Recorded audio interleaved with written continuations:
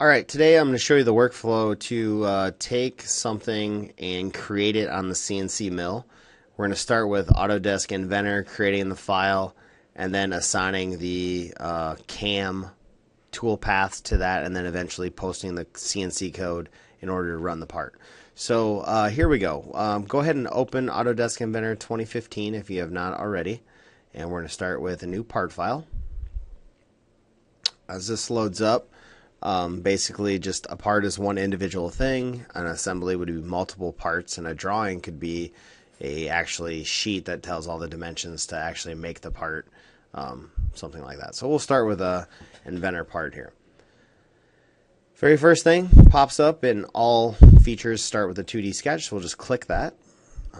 When I do the mill, I tend to select this plane. You can really pick whatever one you want, it's not that big a deal. Click to select it.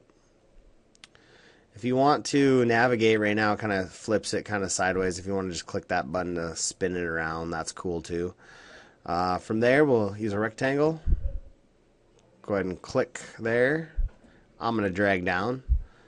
I'm going to make this piece 6 inches and then tab key 4 and then enter key.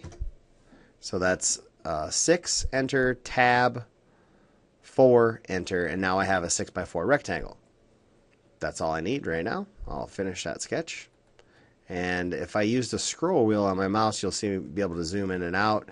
And then also, if you push on this mouse button, you can hold the middle wheel down and you can pan, moving the mouse side to side. At any point in time, if you get this real silly looking, you can always click the home key. That'll zoom things in and make it look good. From here, we're going to make it three-dimensional by clicking extrude. It's going to default to 1 inch right here. I'm going to type in 0.5 because that's the aluminum stock that we're going to be making this out of, and then hit enter. So this is the piece of aluminum that we'd be using at this point right here. If I was, wanting to get real serious, I could go ahead and go up here and pick 6061 aluminum, and that's actually give you all the properties for it. So here we go. I'm going to make a tiger hawk. So I'm going to come to Google, type in Hawkeyes football, and click images. And this tiger hawk is what I want to actually engrave or trace around actually to make a picture of that. So once in a second here, I'll right click on this and I'll click save image as, and it's going to default to whatever folder you're at. I'd recommend putting in your picture folder or something like that. And we'll type in Hawkeyes. Enter. Saves that. Minimize that. Cool. And now I got my picture, so I'm going to click Start 2D Sketch. And this time I want to go ahead and draw on the top of this part, so I'm going to select that with just a left click. Move that over there so I can see it a little bit better. And it's under the Insert Image.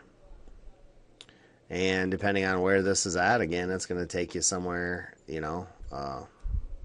got to find out where your stuff's at. So find mine and find my pictures, and there's my Hawkeye picture. There it is. I tend to click this button off at this point so it doesn't link it to this file in my thing. It'll save it right in there. It makes life a little easier for you later. Open. And look at that. That's about the same size. Doesn't matter where you click. Just kind of click in there somewhere. Escape will make it so you don't need any more pictures. Click on a corner of this thing, and you can kind of move it around. Click on this other bottom corner right here, and you can start to resize this thing and rotate it. Left click and move it to the center of your part. I'm not worried about the black outline.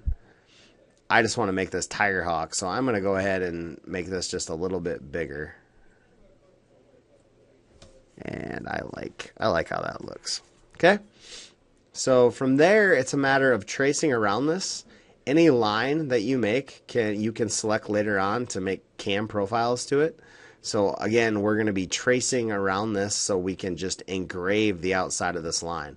So you just basically would use these tools right here. You are limited a little bit in the fact that you need to use lines, arcs, circles, or rectangles. You cannot use some of the fancier functions like splines and stuff like that.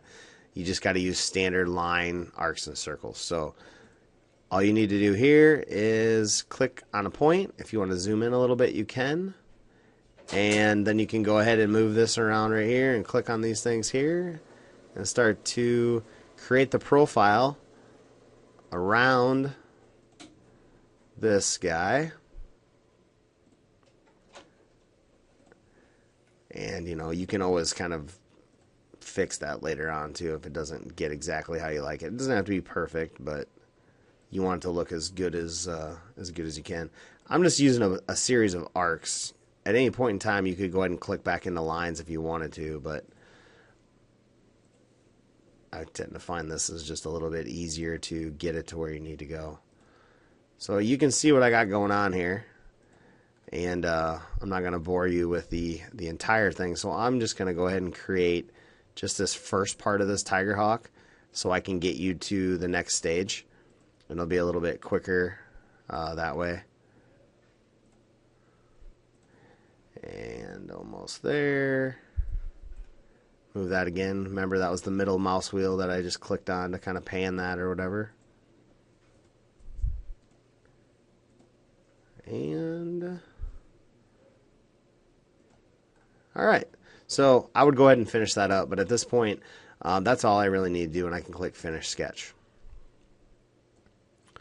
If this picture is in your way for any point in time, like you can't see things very good, you could double click on this sketch right here, and you could select that picture and use the delete key.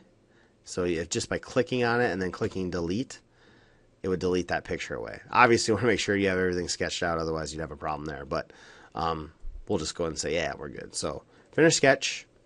Moves you into the next phase. So that's all design. So that whole video right there all talks about design and getting it to where you need to be and things like that. So the next part of this will actually include the computer-aided manufacturing, or the CAM part of the program. So that'll be in the next video.